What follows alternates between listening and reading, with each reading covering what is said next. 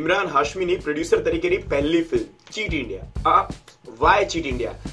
Sensor બોર્ડે કહ્યું છે કે પિક્ચરનું નામ બદલી કાઢો. ચીટ ઇન્ડિયા સારું ન લાગે, સારી ઇમ્પ્રેશન નથી પાડતું, એટલા માટે વાય ચીટ ઇન્ડિયા કરી દેવામાં આવ્યું. એના પરથી મારી ચીટ ઉપાડવાની છે. અને હા, 7% એન્જિનિયરિંગ પાસ કર્યા બાદ સ્ટુડન્ટ એવા હોય છે જે એકચ્યુઅલી નોકરીને લાયક હોય છે. ચીટ નંબર 2, ઇન્ડિયામાં ટોટલ 229 ફેક કોલેજીસ અને 25 જેટલી ફેક યુનિવર્સિટીઝ છે. ચીટ નંબર 3,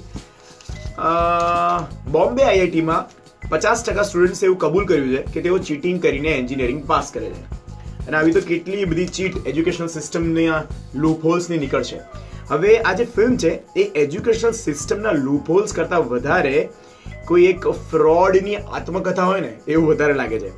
પહેલી વાત તો ઇમરાન હાશમી એક પ્રોક્સી પેપર અપાવનાર સ્કેમ ટાઇકૂન છે. જી હા, કોઈ એક પૈસાવાળાનો છોકરો હોય પણ ડોબો હોય, એટલે હોશિયાર વિદ્યાર્થી જેની પાસે પૈસા ન હોય એને 50,000 રૂપિયા આપે અને પેલા હોશિયાર વિદ્યાર્થીની જગ્યાએ પ્રોક્સી પરોડાવે અને પછી પોતે માને કે મેં તો ગરીબોનું ભલું કર્યું છે. આ કેવું ભલું કહેવાય?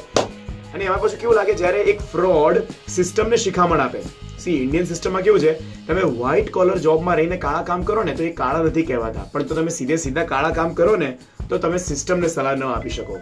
અને આમે આ તો એક એવો ફ્રોડ છે જેના તાર તો સિસ્ટમ પર બેઠેલા લોકોની ખુરશીના પાયા સાથે જોડાયેલા છે. એટલે ઇમરાન હાશમી આમ ચતુર રોલમાં જોવા મળે કાયમ માટે, પણ આમાં તો ચતુર કરતા વધારે એક એવો ફ્રોડ જે પાવરફુલ છે એવું વધારે લાગે છે. અનફોર્ચ્યુનેટલી ફિલ્મની સ્ક્રિપ્ટ સરસ છે, પણ ફિલ્મે માર ખાધો છે સ્ક્રીન પ્લેમાં અને કાચા ડિરેક્શનમાં, શાર્પનેસ ડિરેક્શનમાં નથી. અને ઇમરાન હાશમીની મૂવીમાં જનરલી છે ને ડાયલોગ્સ બહુ સરસ હોય છે. આ વખતે હાર્ડલી એક ડાયલોગ, ગણીને એક ડાયલોગ એવો છે જેમાં તમને લાગે કે વાહ આ સરસ ડાયલોગ હતો.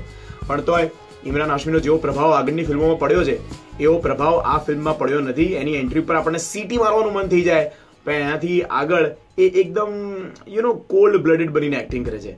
સો પિક્ચરની સ્ટોરી ઘણી સરસ છે, પણ એજ્યુકેશનલ સિસ્ટમમાં તમે લૂપહોલ બતાવો, ક્યાં તો એક ફ્રોડની સ્ટોરી બતાવો અને ક્યાં તો પછી એક સારો ક્લાઇમેક્સ લાવો જે એક સારું કન્ક્લુઝન પણ હોય. કન્ક્લુઝન જેવું પણ કશું આવતું નથી, એટલા જ માટે એક સારી ફિલ્મ બનતા અટકી ગઈ. વાય ચીટ ઇન્ડિયા માટે હું હર્ષિલ કહું છું કે 5માંથી 2.5 સ્ટાર.